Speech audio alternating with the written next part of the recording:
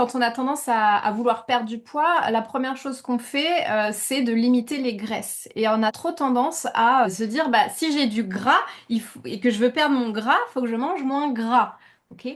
Mais c'est un non-sens parce qu'à ce moment-là, si on mangeait des myrtilles, on deviendrait bleu. C'est un peu le même. Bah voilà, c'est la même chose. En fait, il y a différents types de gras et le bon gras, comme les avocats, les œufs, les noix, les poissons gras aussi, sont indispensables au bon fonctionnement de notre organisme. On parlait des mitochondries, du microbiote, de l'équilibre hormonal. C'est hyper important. Le gras est hyper important. Avoir assez de cholestérol est hyper important. On a Oui. tendance à le diaboliser. Bon, C'est ça, un c'est un gros autre sujet. sujet, ouais. Voilà, ça c'est un grand sujet. C'est vrai qu'il y a eu toute une longue période avant, c'était le fat bashing, casser la tête sur le gras. On sait quand même que pour une molécule de gras, par rapport au sucre, ça fait 9 calories pour un. Donc le gras est énergétique, mais si ça régule le métabolisme de façon à nous permettre de moins stocker, c'est pas un problème.